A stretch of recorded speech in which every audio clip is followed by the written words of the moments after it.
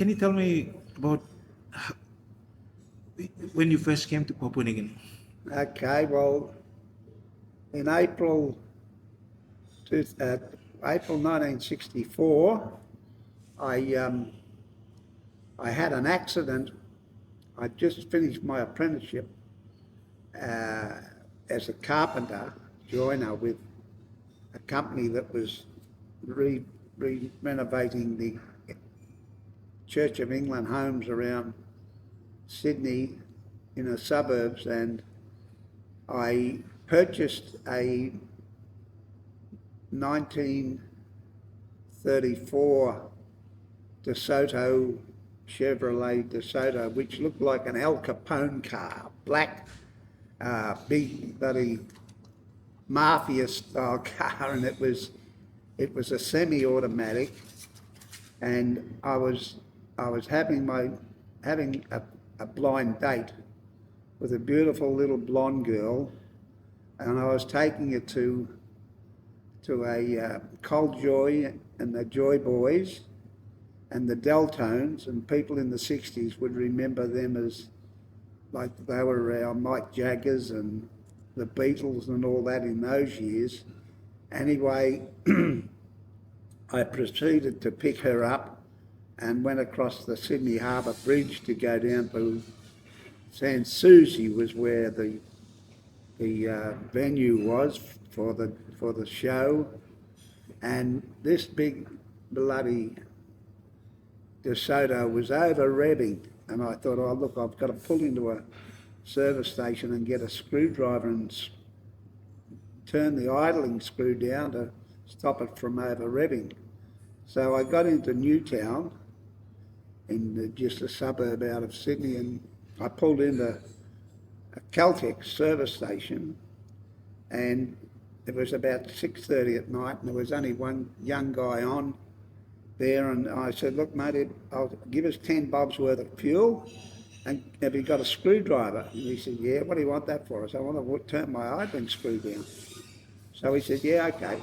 So he put the fuel in the car, and then he said, okay, lift the bonnet up, get the bonnet up. So I then proceeded to just pull the button inside to lift the bonnet up, and he said, turn it over. So I reached through the window and turned the key on, and because it was over revving, and the fuel just went straight into the carburetor, and it took off. The car took off with my lovely little girl in the passenger seat, and it went straight through the glass window in this service station, and they had all these 20-litre drums of kerosene stacked up on the pyramid. Well, the big bloody black bastard bloody just went straight through the window, smashed all the cans of kerosene, and oh my God, and she's screaming out, you bloody idiot. I'll never forget it. She said, you bloody idiot. And I thought, this is lovely.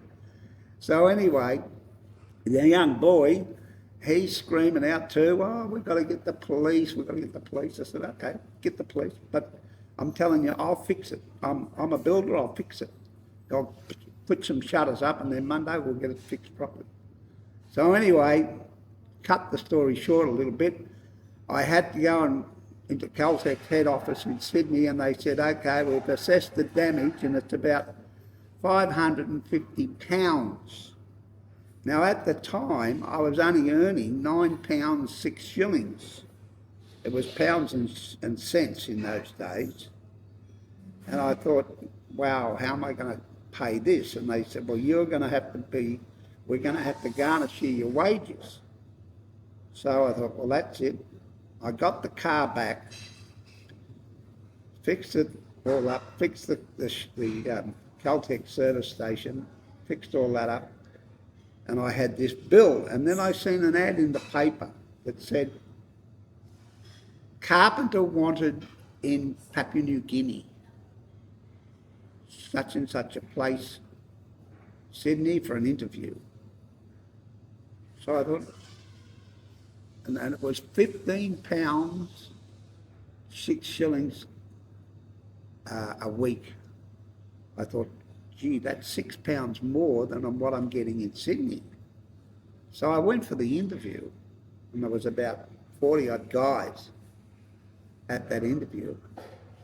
and being in the industry since I was about 8 or 9, my father was a builder, and I knew I was way in advance of anybody else as far as knowing how to hang a door, put a lock on, all that sort of thing. And anyway, I got the job, and they wanted 2 others. Well, one of the others was a guy called Graham Dunnage, and a lot of Papua New Guineans from those days would remember Graham Dunnage as Graham Dunnage. He finished up Graham Dunnage Real Estate in Port Moresby, and he was my mate, and he even when we received independence from Australia, he then got called in by Brian Gray, who was the first manager of Air New Guinea, and he said to Graham, "Look, I'm running an airline company. You better get out and sell all of this TAA assets that TAA handed over to Air New Guinea." And one of those assets was the TAA Lodge, which was known before as the Lay Lodge, and it was built by Qantas in 1955, 56. So anyway, Graham got a consortium together with myself and various other, Robin Kamina and John Hauge. We had them take shares in the property, and we went and offered to Brian Gray to buy it. And he had no other serious offers, so he said, "Okay, you guys have got it." So that was 1978. And from 1978, we've been renovating the hotel to an international standard, which I'm very proud of. Unfortunately, we lost John Hauge, we lost Robin Kamina. Graham Francis was another one, he was a lawyer. And then since then, we picked up Bishop Young and his crew up in Hagen as shareholders, and John Atherton from Ewan Golf Pharmacy, and myself. So there's only the 3 shareholders in the Lay International. We're very proud of it. Just this year, we've started doing renovations over a 3-year period. That's going to cost about 30 million kina. So that's a bit on the hotel, but let me go back to the early days of 1964. So you saw the newspaper advertisement. You applied. I applied, And then got what the happened? job, landed. Graham Dunnage and Kevin Collins was the other guy, and myself. We all had a bit of a party before we met each other at the interview, and we got to know each other, and we decided we'd have a drink before getting on the plane. The plane was leaving for New Guinea at 8 o'clock that night, and we were calling into Townsville and then onto Port Moresby. So anyway, we'd had a few drinks, and we were still drinking on the way. We got to Townsville, off and on, back on the plane, and we get to Moresby, and we've got our suits on, we've got shirt and tie, and respectable young fellas. And we hit Moresby at 6 o'clock in the morning. And in those days, there was no covered race that you got off the plane. You had to go down the gangplank. And we hit the tarmac, and it was that hot at 6 o'clock in the morning. We pulled our coats off, our shirts off, ties off, and our tongues were hanging out. So the boss from Dowsett Engineering picked us up and took us to the factory and said, "I'll come back at 7:30 and pick you up and take you to the 4 Mile Mess." Well, 4 Mile Mess was where everybody lived in those days. It was the terraced units at Badilli there. So anyway, we all got a lot of different jobs. Graham went into the joinery shop. I went out to start Tarama Barracks. That was the start of the army contract that this company had, building not only in Port Moresby, but they built the Egan Barracks and they built the Wewak Barracks. It was a big contract that they had from the Australian government.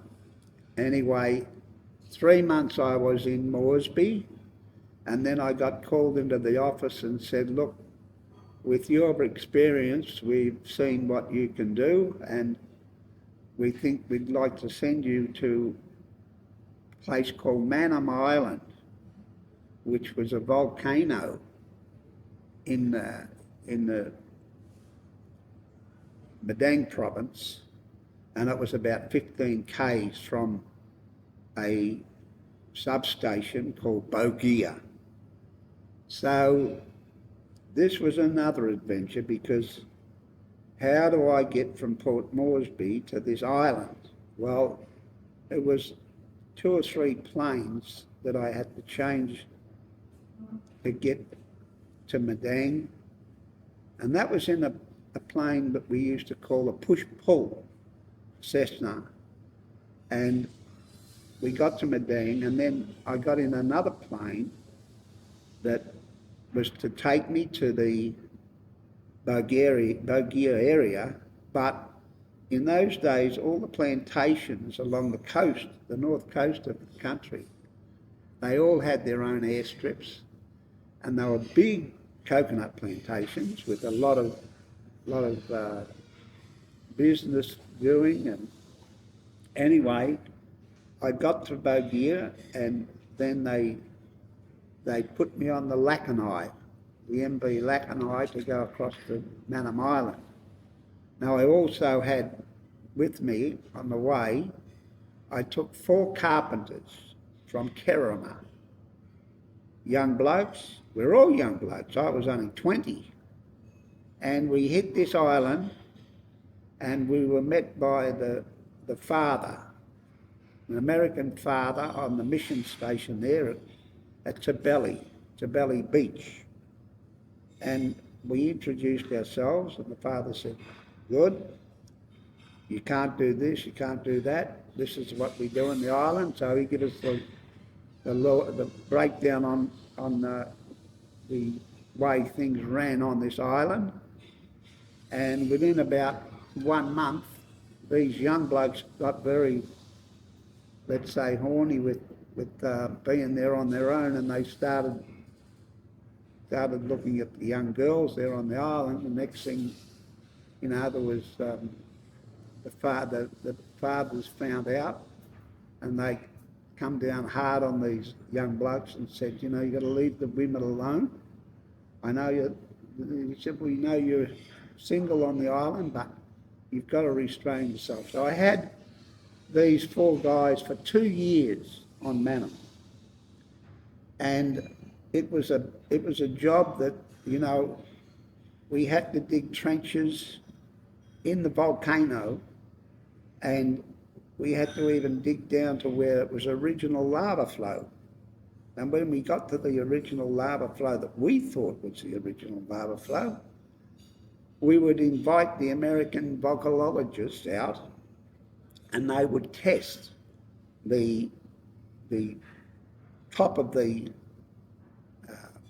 volcanic ash or mountain, and they'd bring their instruments, and they, like plumb bobs and that, and they'd drop the plumb bob, and then it'd pierce the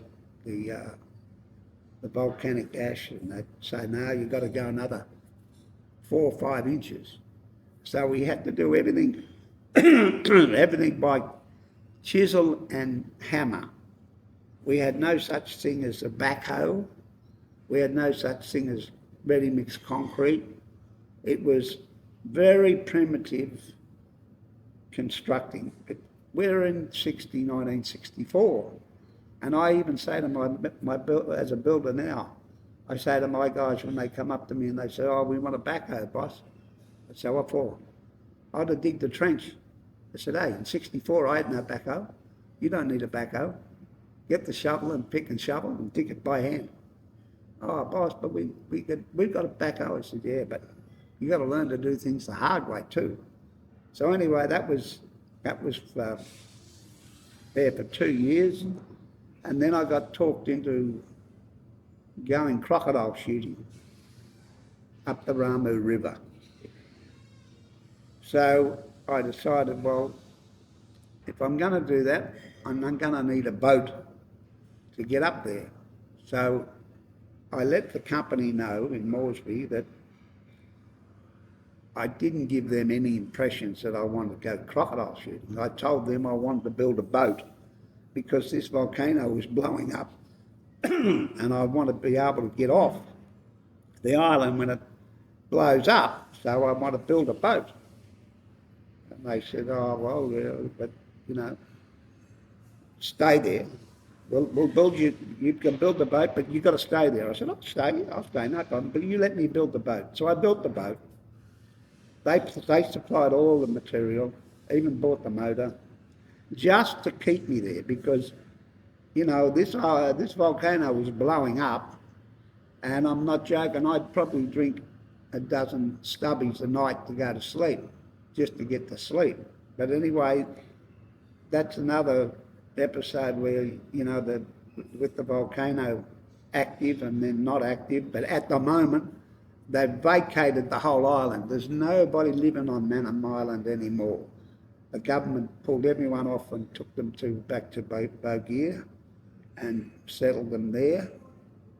But the crocodile exhibition was another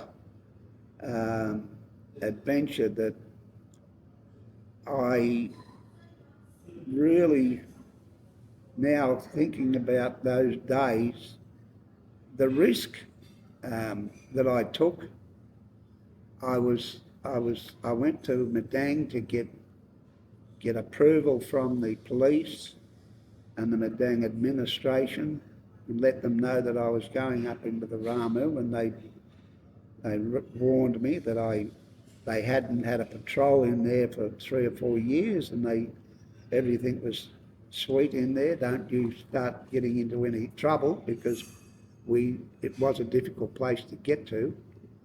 So the police commissioner, the police in charge at Madang, he let me have a shotgun and a 303 270 sporting rifle, which I used to shoot the crocs when they were basking on the sandbanks.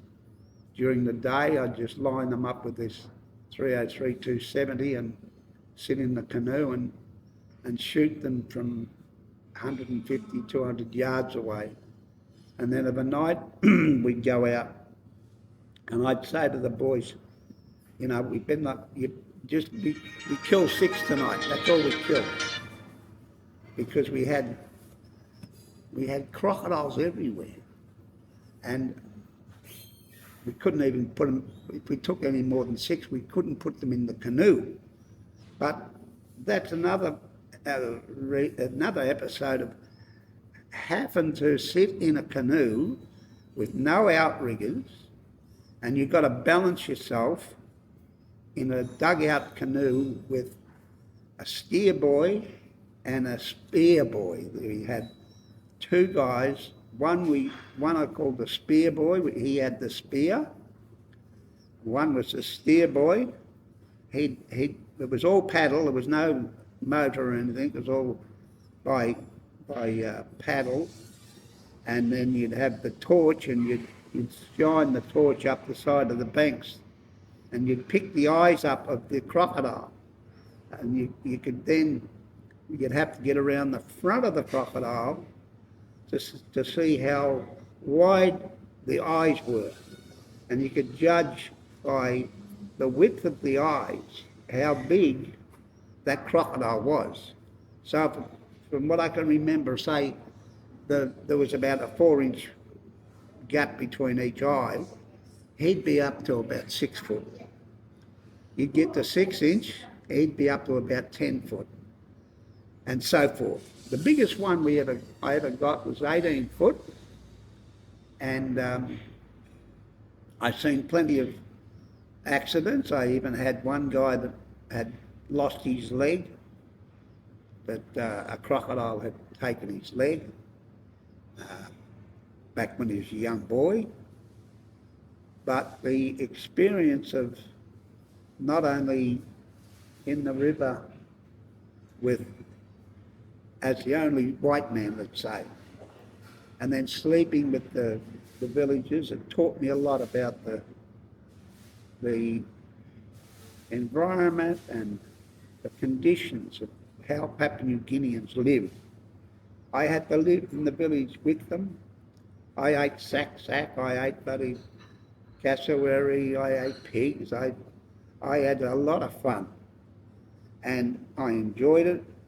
However, it got to where a stage I had guys like Jim McKinnon and John Pasquarelli who were up in places like Ione and Annenberg, and they'd come past the village I was staying in. I was up about 100 k's from the mouth of the Ramu in a village there called Chungribu, and they'd come past, and I remember standing on the bank. The river was way down, and standing up on the bank with just a pair of stubbies on and a singlet, and I heard this roar of motors coming up the river, and here's John Pasquarelli, big Italian guy.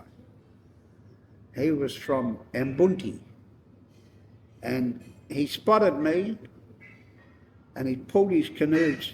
They were big canoes. They carried 10, 14 drums of fuel up the river, and he was standing up in the front, and he said, looked up at me, and he said, "What are you doing here? You're in my river." I said, well, and I had all the people from the village beside me, around me. I said, well, you ask the people here, because this is their village, not yours. I'm with them. So you get out of my river. So that was sort of things that, you know, I never seen anybody, and I used to, you know, think that what my mates would be doing in Sydney. They'd be going to discos, or they'd be going to movies, and they'd be having fun and, you know, going to the whatever was going on for the weekend or whatever. And I was missing all of this.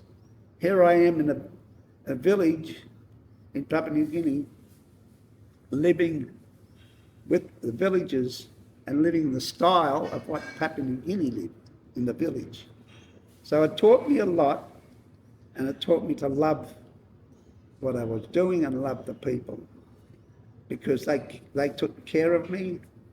And even when we'd sell the skins in Angoram, and I'd fly them in from a mission station to Angoram. I'd sell the skins, and then I'd buy all the rations, buy the salt, bags of salt, because you needed salt to cure the skins when you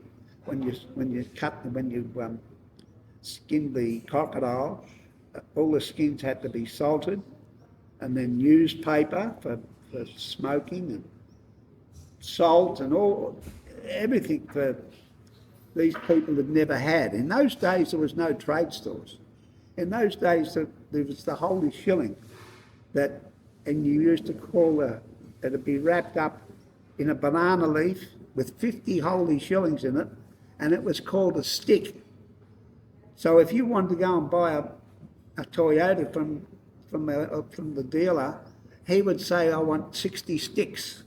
So you'd know there was $5 in every stick of holy shillings, because in those days it was pounds, shillings and pence.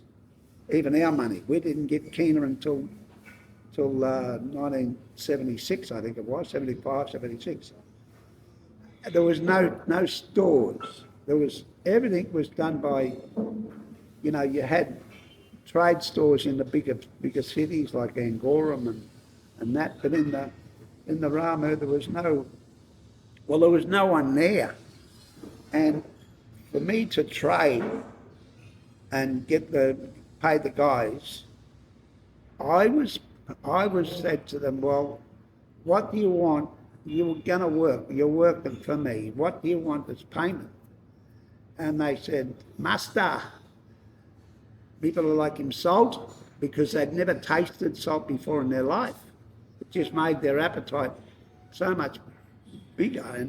And they just, that's how I found they were stealing the salt because they wanted it to eat with their tucker.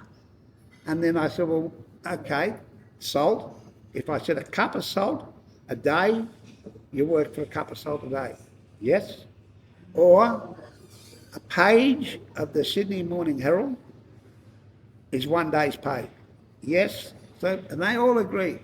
So I pay, that's how I had workers, not giving them pounds, shillings and pence because they couldn't use that anyway. But they wanted the paper to roll their tobacco. They had their bush tobacco. So they wanted the paper and they wanted salt. And that's how I worked them for the 12 months I was in the Ramu. Very primitive. It was very primitive. Even when we went from Angoram to go back to my camp, to the village, we'd go up the Karam River for 3 days. And then they'd get to a place there where they would then have to walk across from the Karam River to the Ramu River, and they would walk across the round waters, what they call the round waters, and they'd feel for the crocodiles as they were going through, walking in the round waters, and they'd place talk when they felt that they were standing on a crocodile, and they knew. And they wouldn't let me walk in the water. No, I was carried. They made up a bannis, and I sat on top, and 4 guys carried me across the round waters. So because they would not let me go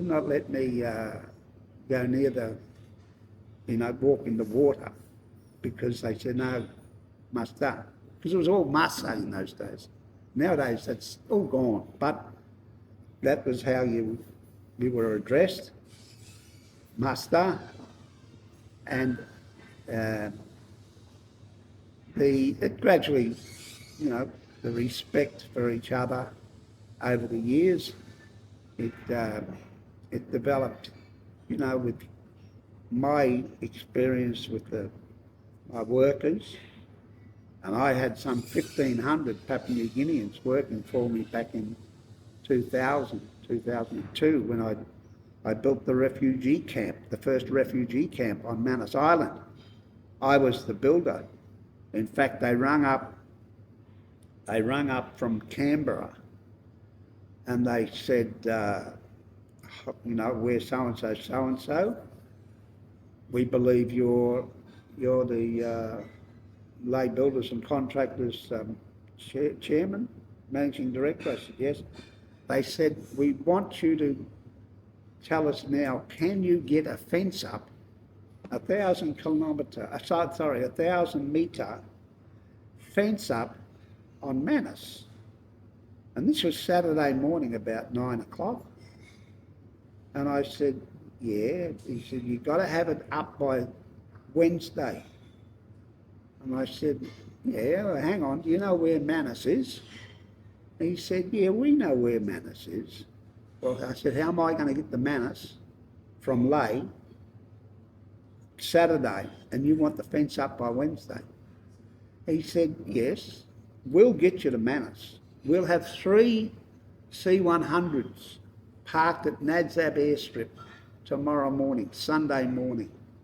You have all your chain wire mesh, you have all your posts, you have your concrete mixers, you have whatever you want to get that job done, but can you do it? I said, not a problem. You get me there, I'll get it done.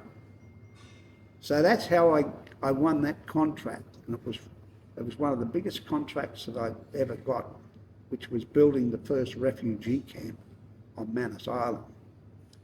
And it's continued on over the years. They did eventually close it down, and then they reopened it again, I think about 2010 or 2012, and brought in more refugees, and they were sending them from Nauru. But that was one of the contracts that I'd done.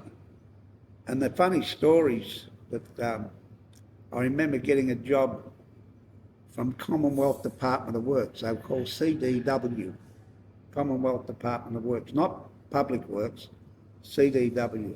I got the job to put a fence around the Ramu Airport.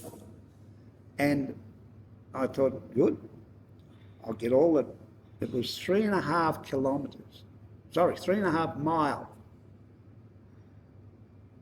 And I thought, okay, well, I've got to get all this chain wire mesh, post and everything. So I chartered a vessel here in Lae, and a company called Arc Titan down at Bogo Point was making all the chain wire fencing. So I loaded everything on and loaded the crew on, the staff. They all went by boat. I went, of course, by plane, and I met them when they got to Ramu, and we got all the gear off and went and seen the boss from CDW, and I said, no, we're here, we've got ready to start. So the next morning we go over to the airstrip, and I go down the Matapit. It was called Matapit Village. I go down the Matapit side, and it was about 1.5 mile long. So it was a big, long, straight fence, beautiful. I said, here's a stick, 10 foot. Okay, guys, start digging the holes. Just dig a hole every 10 foot. There's the, you don't have to measure it, there's a stick. Bump, bump, bump, straight line. So first day we done 300 holes. That's a good effort. But we went back the next morning, and every hole had a banana tree in it. I thought, what the bloody hell? So I said to the guys, I said, hey, what's going on? Find out what's going on. So they went and seen the Lapu Mary's bloody Matapit village. And they said, yeah, we put the banana trees in there because you're not going to put that fence up.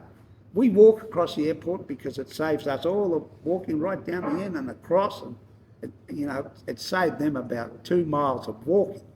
So they were not going to have that fence. And I said, well, look, I've got the contract. We've got to put the fence up. So with that, went and notified Commonwealth Department of Works.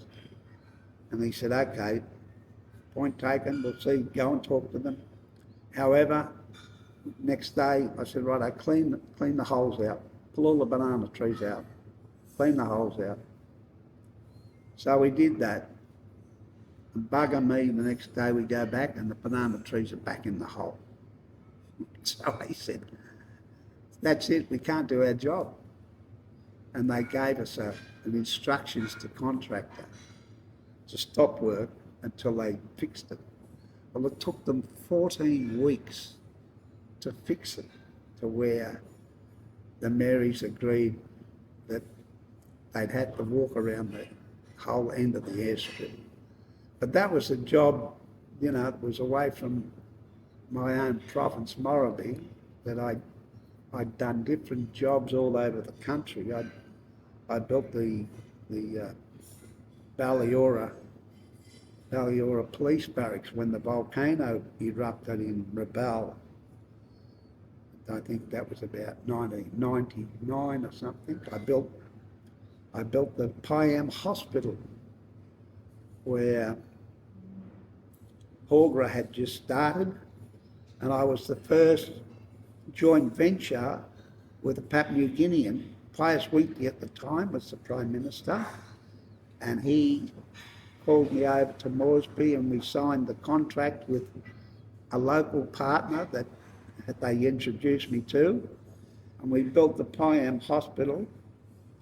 And while we were building the Piam Hospital, this is something that I was deeply concerned about. I had logging going on in the Usano area, and I had my jinkers with a dozer on the back of it going up to Usano. Anyway, it struck the Yumi Bridge and it brought the Yumi Bridge down. The bridge had collapsed. So here I am, it's a national disaster. The whole highway was out of action because the Yumi Bridge was no longer there. Bob Sinclair's bloody dozer was sitting in the middle of it, bloody in the river. So then there was panics about how we're going to get all the gear up into the highlands, fuel for Porgera, the fuel for Hagen, for Goroka. So it was an emergency that really shocked the country of what. And I'm sort of thinking, I'm going to get the blame. I'm going to be calaboosed here. I'm going to be locked up. I'm going to be this, that. And I sent my engineer up and I said, look, go and inspect that bridge and tell me what it's like. He come back, he said, boss, you got no need to worry. I said, why? He said, I've found 110 faults in the bridge. He said, over the years, when they were building the Yonki Dam and hydro scheme, trucks and that going through would gradually push the bridge, a little bit at 10 mil every day or whatever. But slowly it broke away from its holding down bolts. And you were just the unlucky one that come and hit it the last time and it slid off the anchor and then went in, collapsed. So it's not really your fault.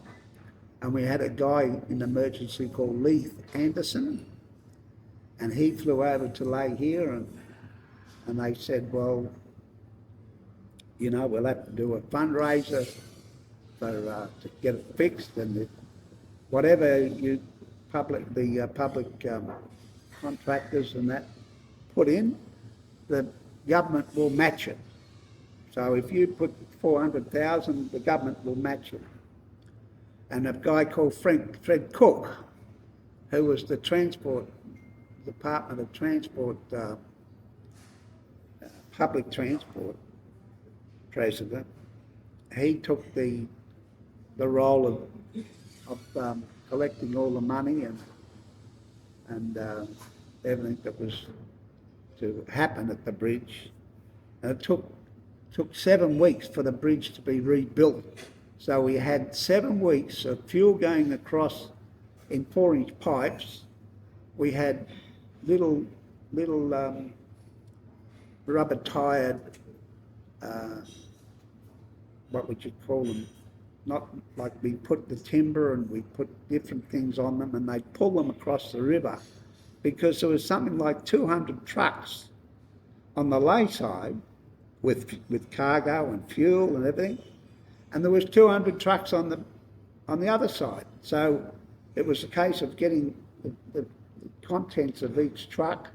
It wasn't in containers in those days because it had to be all hand loaded, and little makeshift floating across with rubber tyres, and the boys would pull it across from one side to the other.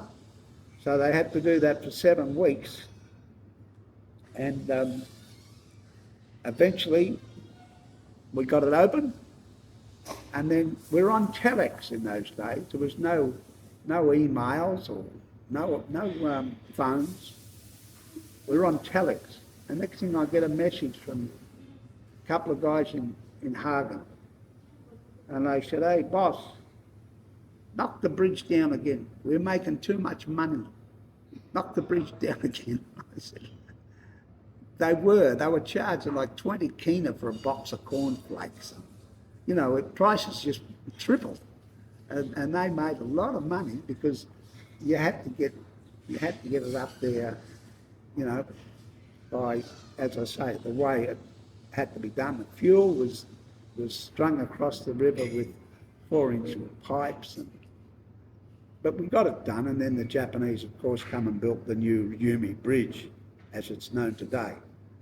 But that was one disaster that I thought, oh my God, I'm going to get calaboosed here, and I'll spend the rest of my life in bloody jail. And, however, it was proven that,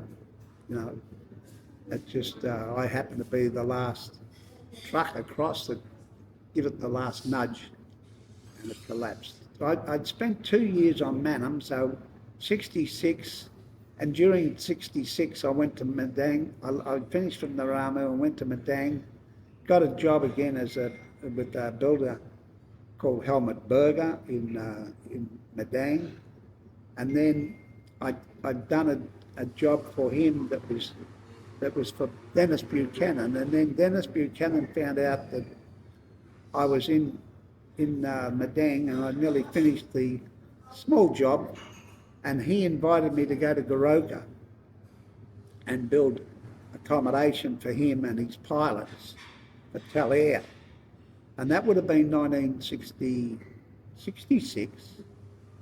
I finished that 4 or 5 months, and then they started the Goroka Hospital, which was the biggest contract in the country by a mile, because of the Australian, this was well before independence, and the Australian government seen that the population of the highlands, and they needed a big hospital. So Goroka was the place where they're going to build this, I don't know, it might have been something like 2,000 bed hospital. It was very big. It took us 3 years to build. And when I started there, I was just a chippy like the rest of them. And then after about 3 or 4 months, they were a German company, Morrowby Constructions, owned by a guy called George Sittlinger, and Johnny Freedy was the manager. And then there was about 80 expatriates and about 450 Papua New Guineans on the site. Big job.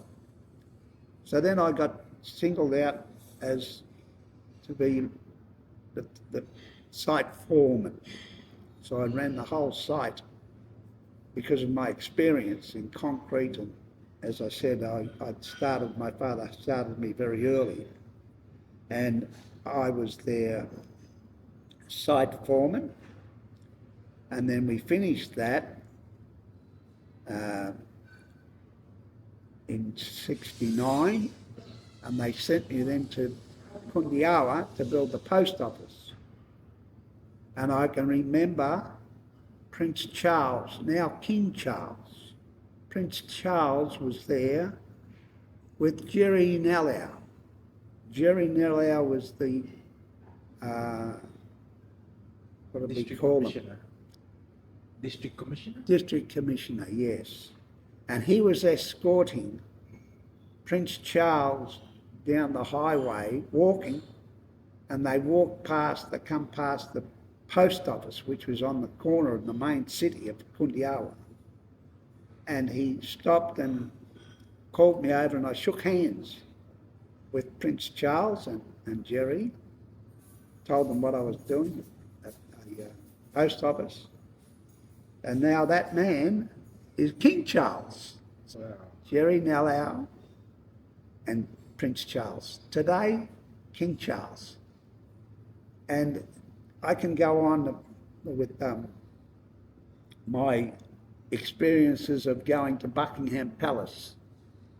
My first experience to go to Buckingham Palace was with the late Sir Ignatius Kalagi, our first first Ombudsman, and then later he became Governor General. And when he was put in that position, he then invited me as his guest to Buckingham Palace, and that was a big honour. He'd come and work for me, and while he was working for me, he got promoted to Governor General. And then when the investiture for him to go and get knighted and that, he chose me and as his guest, and that was a big honour. That was in 1990. So that's even 35 years ago nearly. And then 2000, I was given the honour of being knighted for services to the community and sport by Simakeri Maraka, our Prime Minister at the time. And once again, I met the Queen during the ceremony. That was another experience that you just don't forget. It's been a great honour to not only different boards. I've been on the chairman of the apprenticeship board. I've been chairman of Post PNG. I've been chairman of the PNG Rugby League and other smaller things that I've done for the community. Even today, if I was called upon government to do whatever, I'd much willingly do anything for the country. This is my country. And I've said to my sons, their son and grandsons, that the legacy I've put here in Papua New Guinea stays here, never to be sold. They will carry on Sir Bob Sinclair's work and improve everything that I've set up, and it's their future as well as, I've had mine. I love my staff, and not only the building and construction, but the furniture making and exporting. But I've had a very checkered life in Papua New Guinea. I'll even say the time there where I got into horse racing, into horse breeding, and I bought a place in Toowoomba, big farm, dairy farm, and I made it into a horse stud. I sent down 50 containers of Quila fencing, 5x5 posts and 5x2 rails, and built this horse stud, which I named Markham Stud. It's still there today. And I bred horses, and I bought horses. I bought horses from America, where I chartered a plane and brought back 18 horses, 18 brood mares from America, and I had 36 boxes on this DC-9. And I rang Patrick Hogan, who was a big horse breeder in New Zealand, and I said, look, I've got this charter that I've got coming from Toronto, Canada, to Auckland. And do you have any horses you want brought over? And he was also big in polo horses. So he said, yes, perfect. I'll fill your plane up, I said, now also, can you get me a vet? Because at the time, I'm sitting here in a young fellow that's a builder in Papua New Guinea, not knowing too many people in the horse industry, and I had to get these horses back to Auckland, and I needed handlers on the plane to handle the horses, like watering them, feeding them.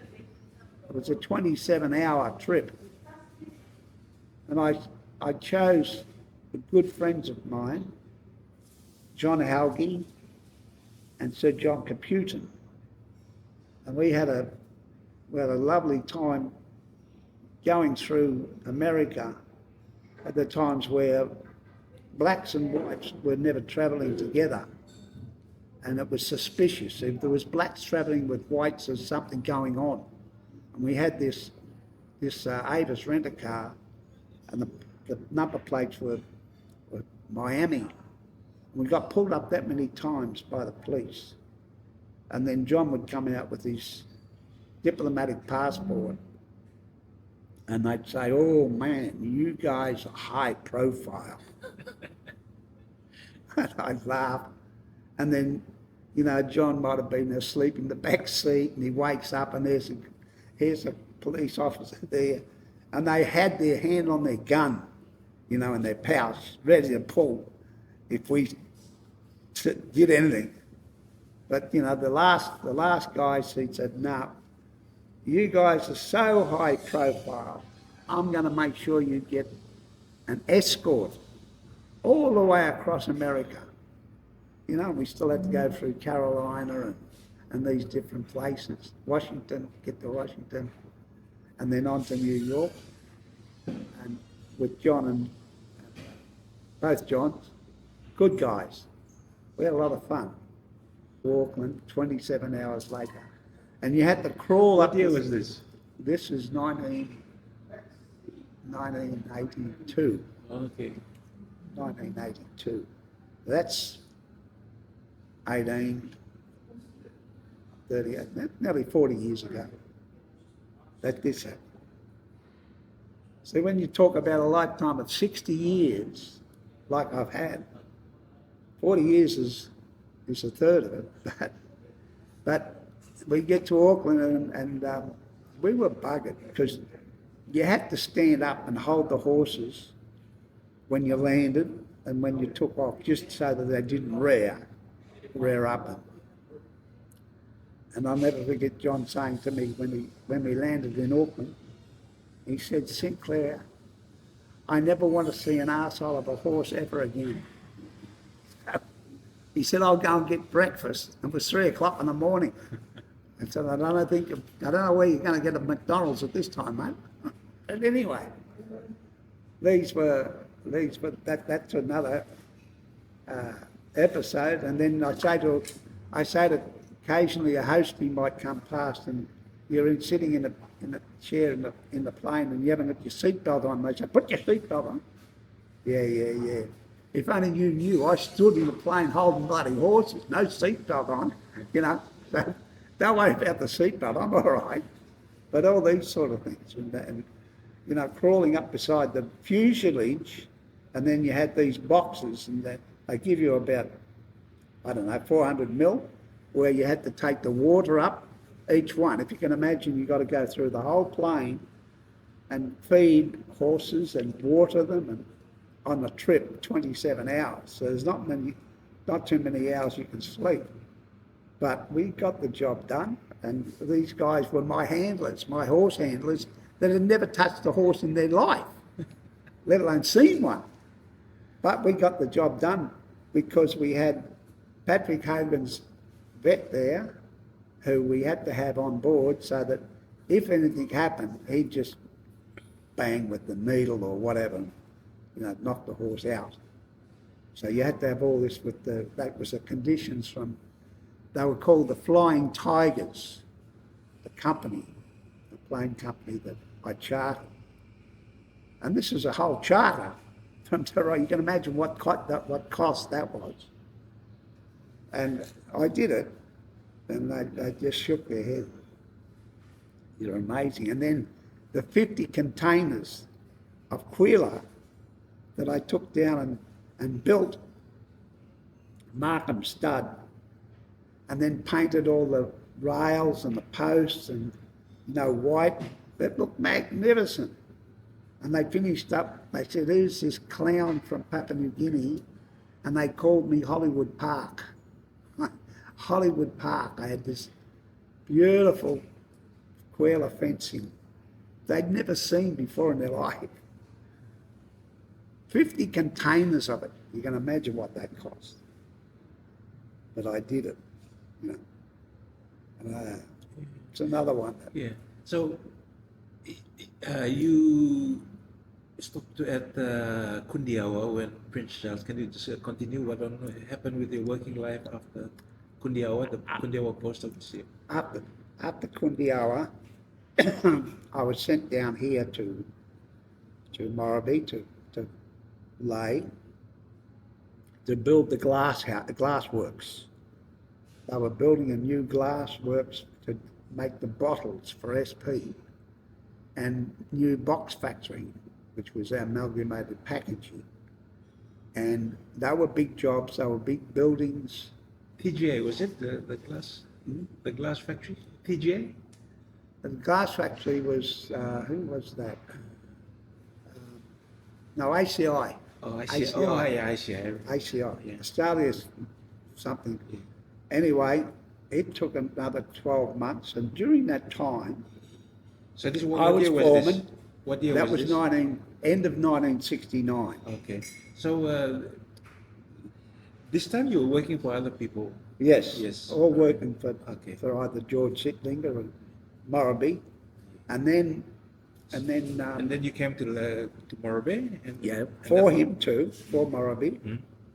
And then I met my wife, who's deceased now, Alice Green, and she was a young mixed race, a Miss P&G. Miss P&G was in 1969 here in Lae.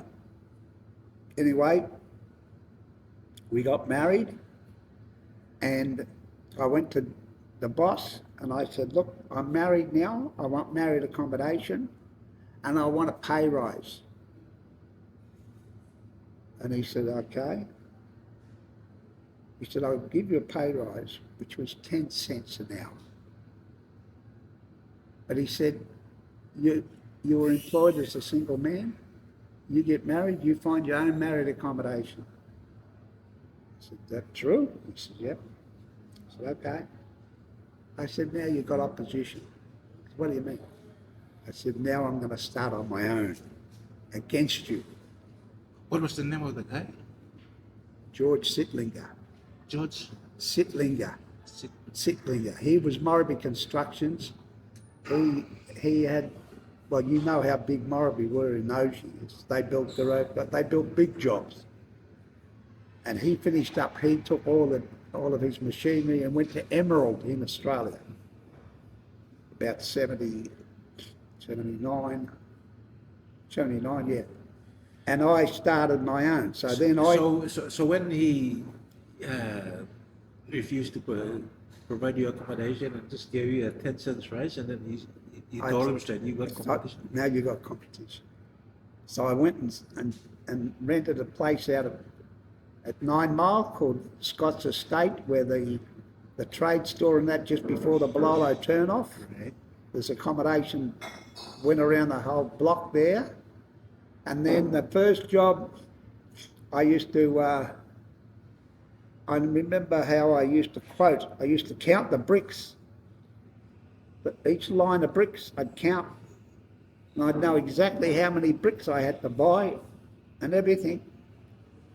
And the first job was to build accommodation for Alcom. And then I got the Markham Bridge.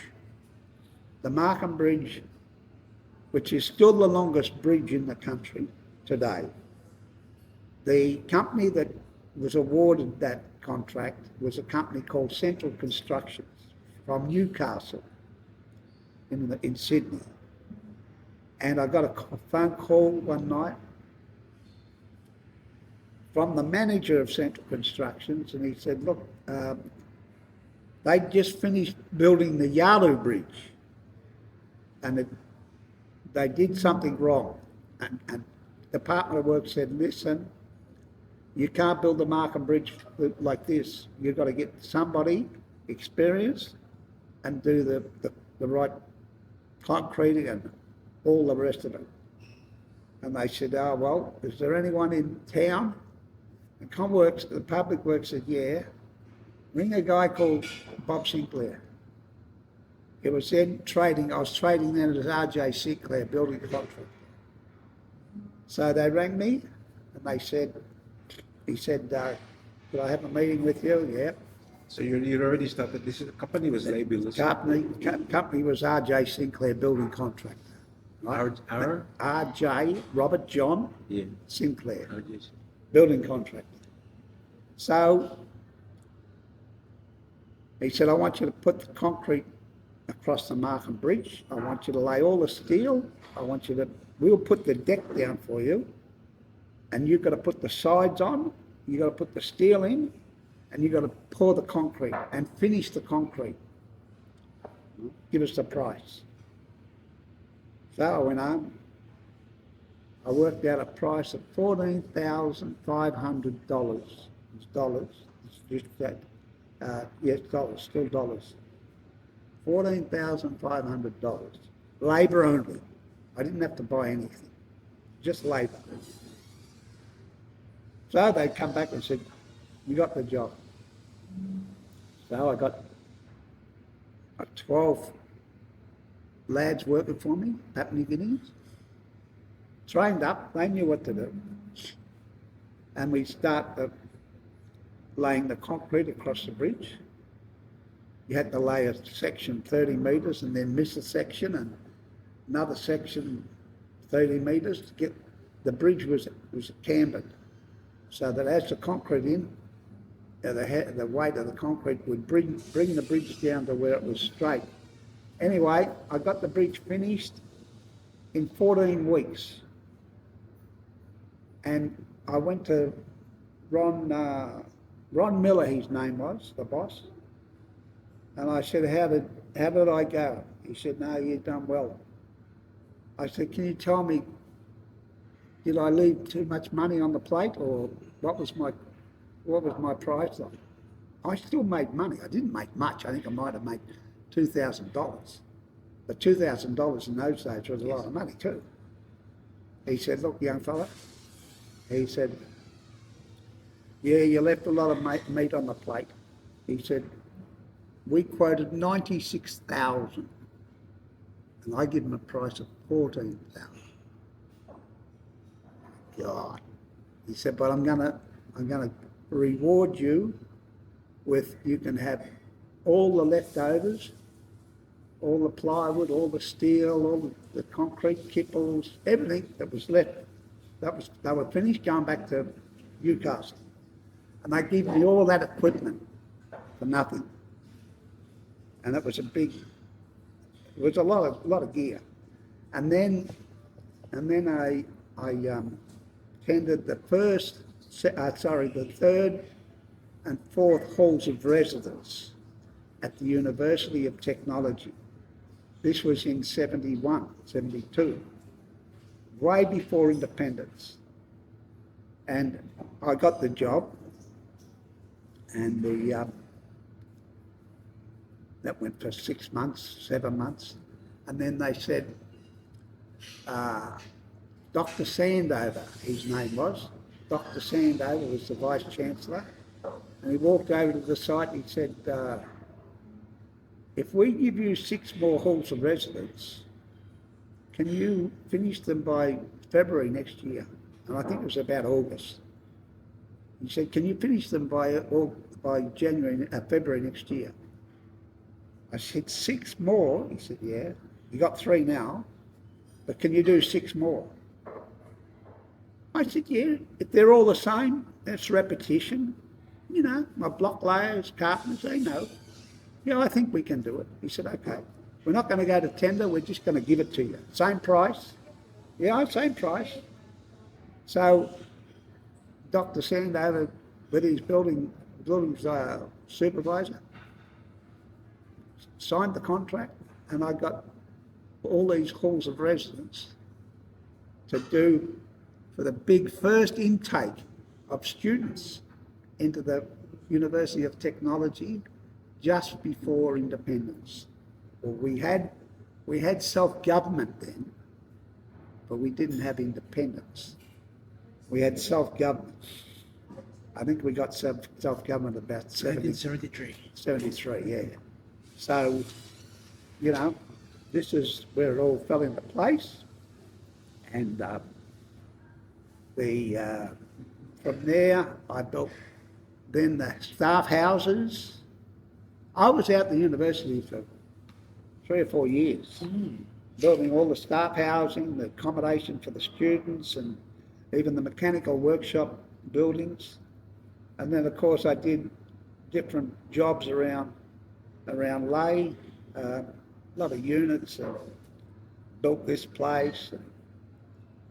So, you know, those early days was where, you know, I had the experience, and I was up against the likes of Watkins, Barclay Brothers, Morribee Constructions, and as years went by, I think by 2000, I was probably the biggest contractor in the country when we got awarded the Manus refugee, because then I did such jobs as Kakori Hospital, Daru police stations, the barracks at Balliora, the high rise here, the 2 high rises here, Zenag and the one in town, top town.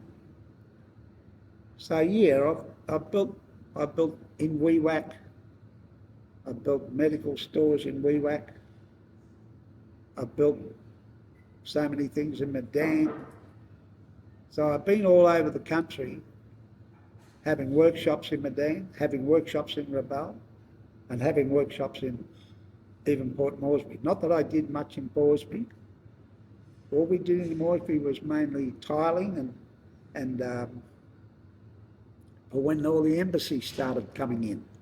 When the embassies, different world, like the British Embassy and all these different embassies wanted buildings or they got into buildings that they wanted them renovated and all that sort of thing.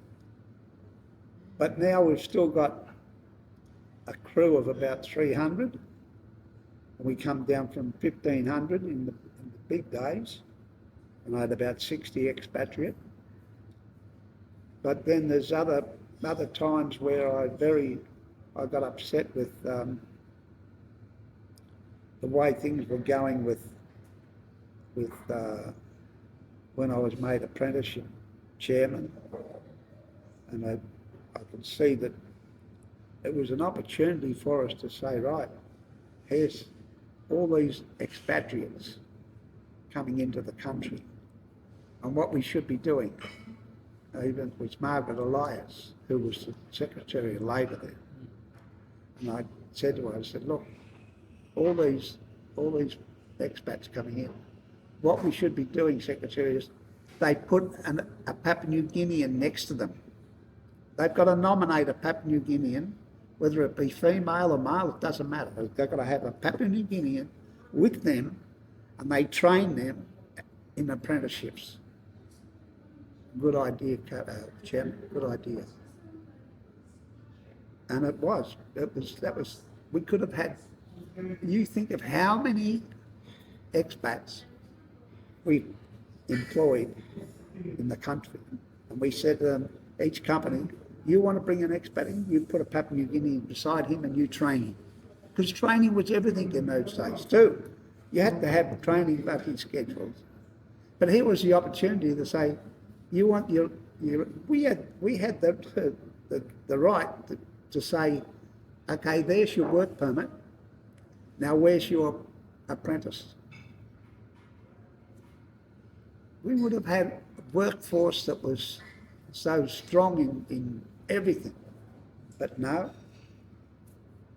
it never got to that stage. But these are things that I got upset with and all that sort of thing.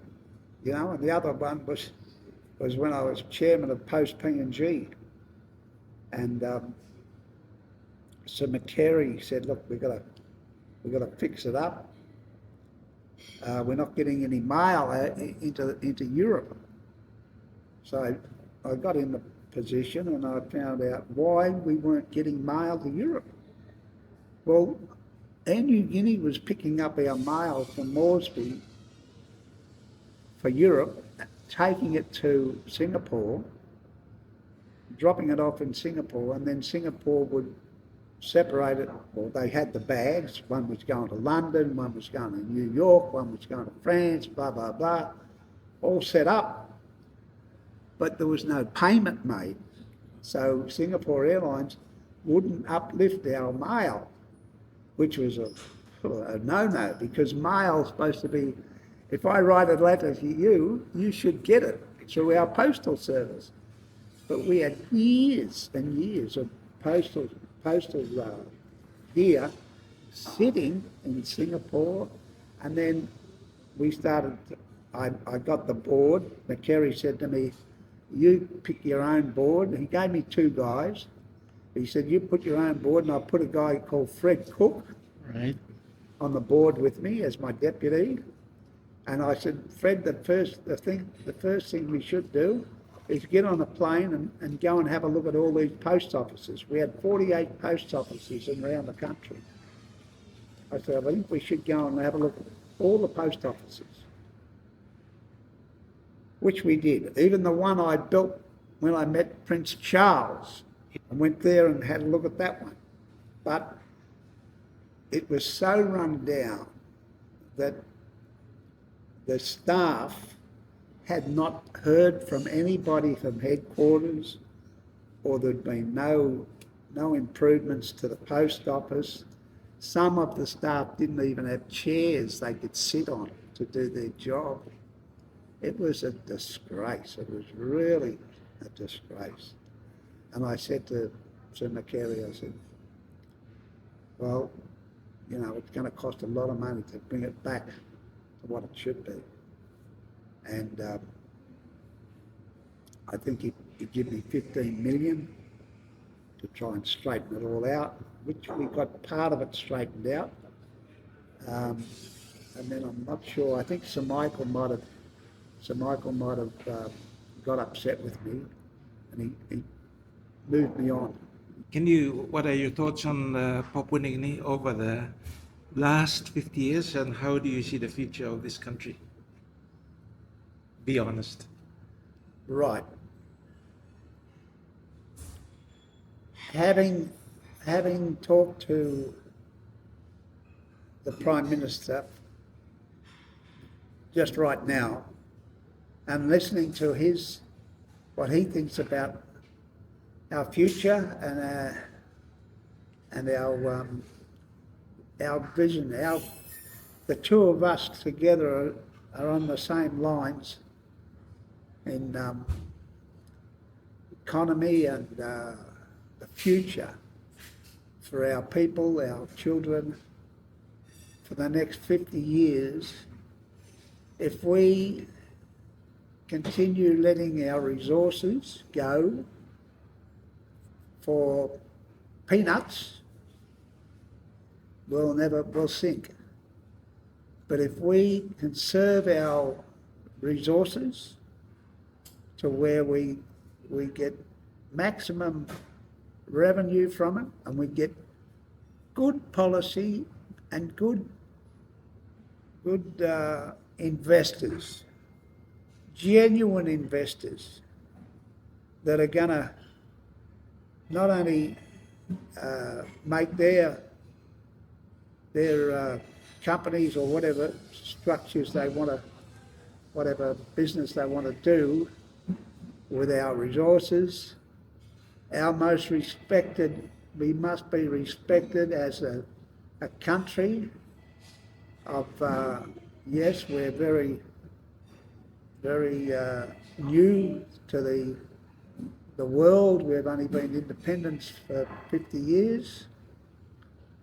But we've learned so much in that 50 years, we should now take the benefit of the mistakes we've made, and then rectifying all of this to where we don't make any mistakes. We look at other countries we see like what I've just had with the Prime Minister, where a country like Indonesia has stopped logging, export of logs, 20 years ago.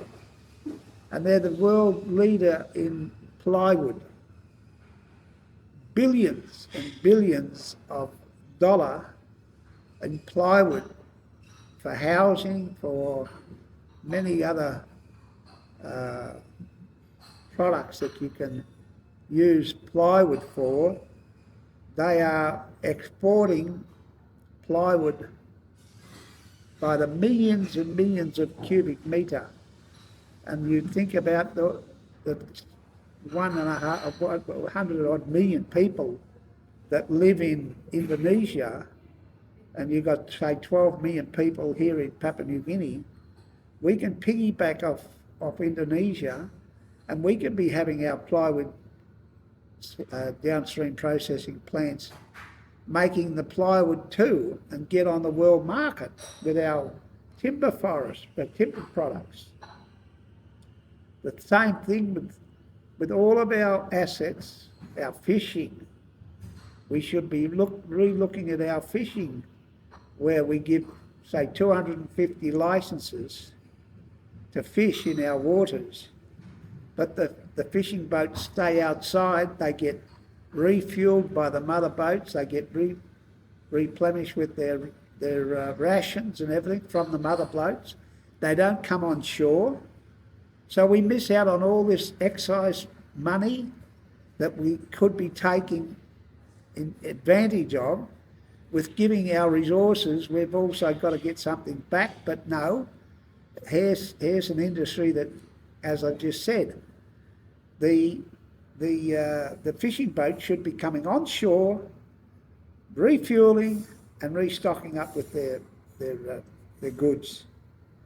It's millions that we're losing. And we've been the last 50 years like this. We've got to stop it. The next 50 years, no.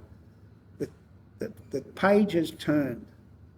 Now we take full advantage, respectably, corruption and all that is out, and these people that do want to do business corruptly, they shouldn't be allowed to enter the country. So it's all there on our shoulders now. We've grown up, we've had 50 years of growing up. We now should be standing on our own 2 feet and saying what we want others that come into our country to do. The same thing, we can't go to China and do what they do in our country at the moment. No way in the world are they going to let us go into China and do what they're doing in our country. Same thing, we can't do that in Malaysia, we can't do that in different things in Indonesia, even in Australia. People now have to abide by our rules and regulations and standards and respect the nation, respect the people. So, you know, we've got a good 50 years in front of us, run the right way by right investors. We want investment, that is for sure. But the right investors, the ones that are going to be 50-50, not 90-10. That's what's happening at the moment. 90 goes out, 10 stays here. Peanuts. And we're letting them get away with it. So it's up to us now to get firmer but fair. Firm but fair with all of our doings, and our laws are got to be adhered to. Laws are laws of the country. That's it. Follow them. So, good luck, everybody. Thank you. All right.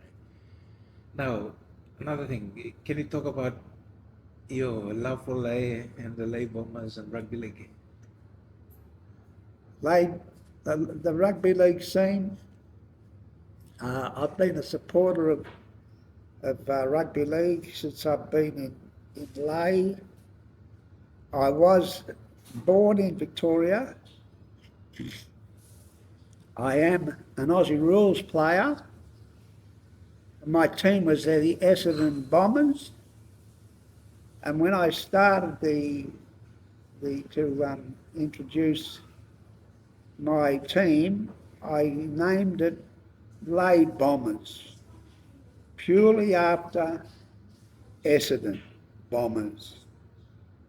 They were the AFL name, but the Lae Bombers, they all say, how come a rugby league team is called the Bombers? Because all the rugby league teams in the competitions, no matter where you go, you don't hear of anyone called the Bombers.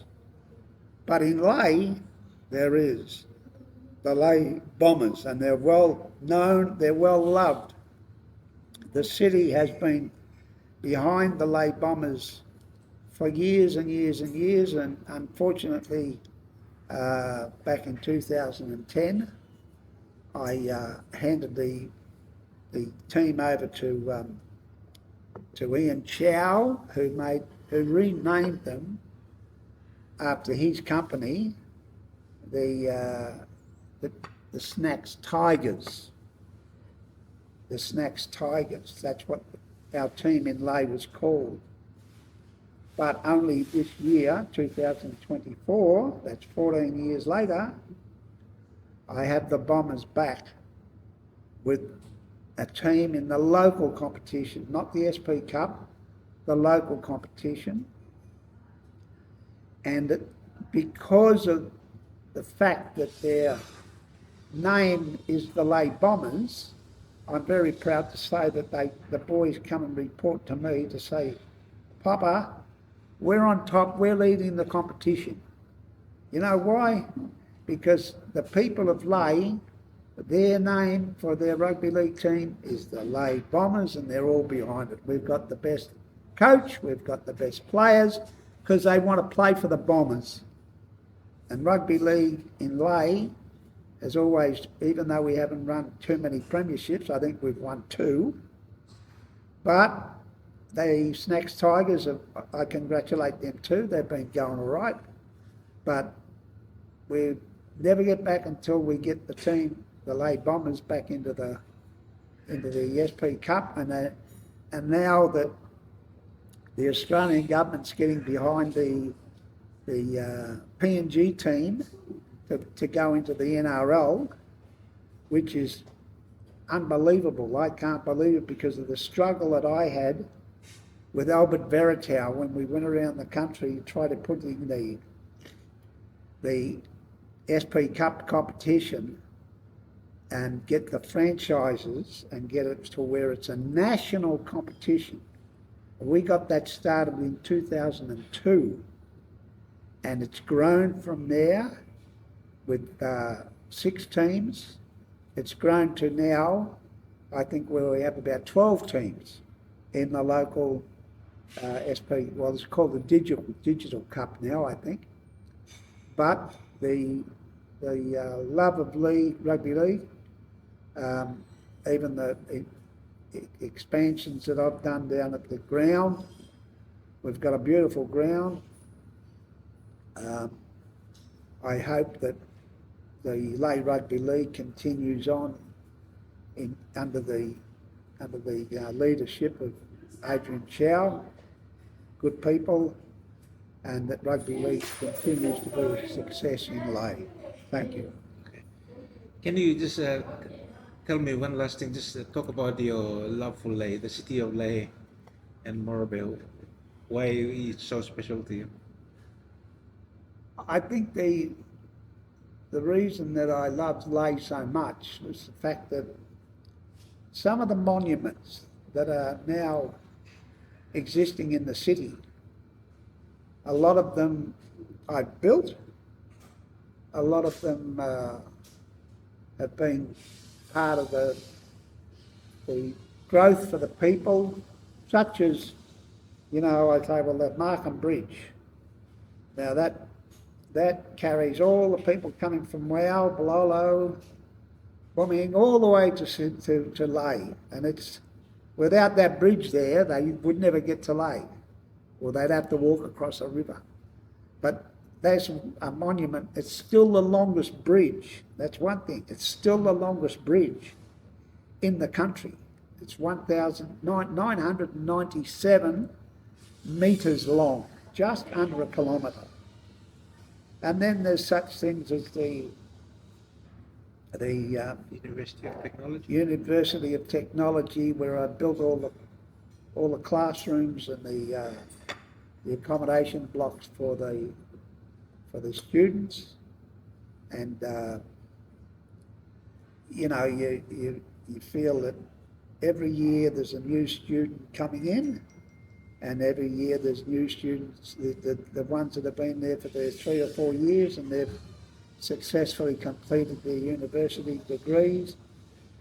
That's what it's all about. I feel proud that they've got something there that I put there, built there, and they have an institution that they get, that's their future through education. And then there's the other high rises in the city, the high rise buildings. They're another one that I have pleasure in knowing that I've built them.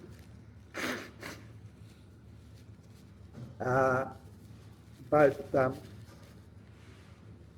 high rises, but other institutions around the country. We've built Mumming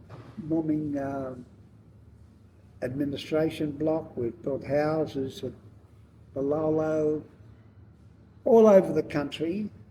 I've built different things. Being so long in the country, and then I've got to think of, what it was like in 1980, what it was like in 1990, what it was like in 2000.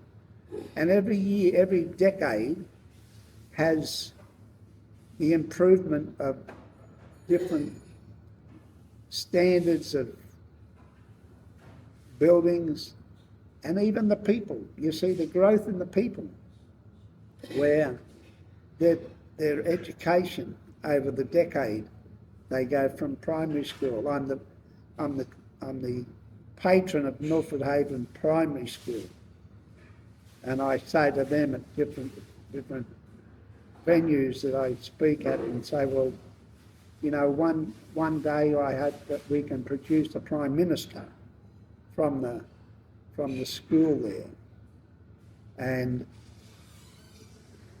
people like our members, our governor, our member for Lae, they've all grown up from young boys to girls, and they're now adults. And I've seen them in the 60 years that I've been here. I've seen the growth in everything in Lae. I haven't been here 60 years in Lae, but I've been, I think, about 55 years at 60 years in the country. But Lae has been my home.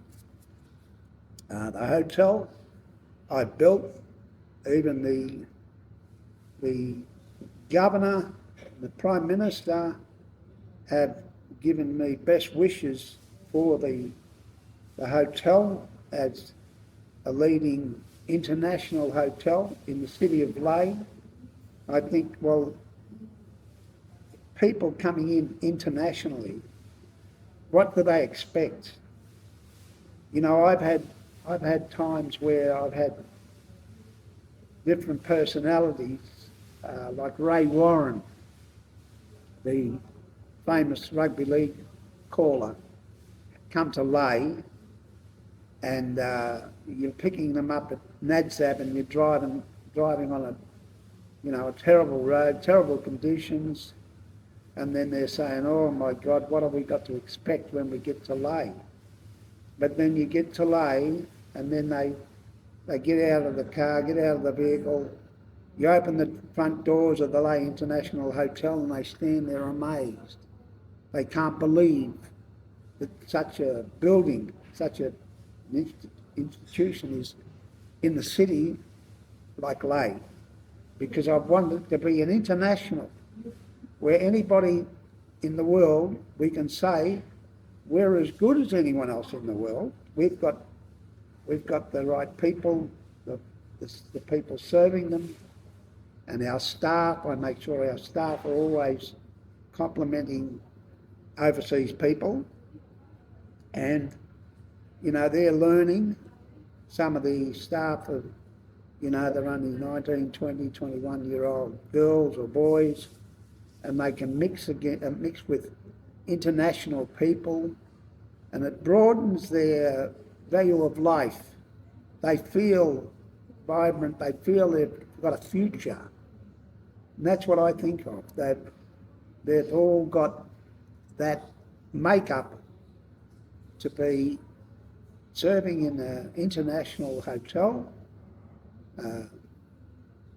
probably a 4.5 star, maybe 5 star, I don't know, but it is a pleasure for me to welcome anybody into the hotel with our local furniture, which is built out of my joinery shops, manufactured by our own people, and they can enjoy themselves walking around the hotel. It's not a concrete jungle where it's a high-rise building with lift in it, and rooms that all stacked together. But here you can walk around the gardens, walk around the establishments, and it just gives you a better feeling for where you are. It's not a resort. We're not classed as a resort, but it's unique.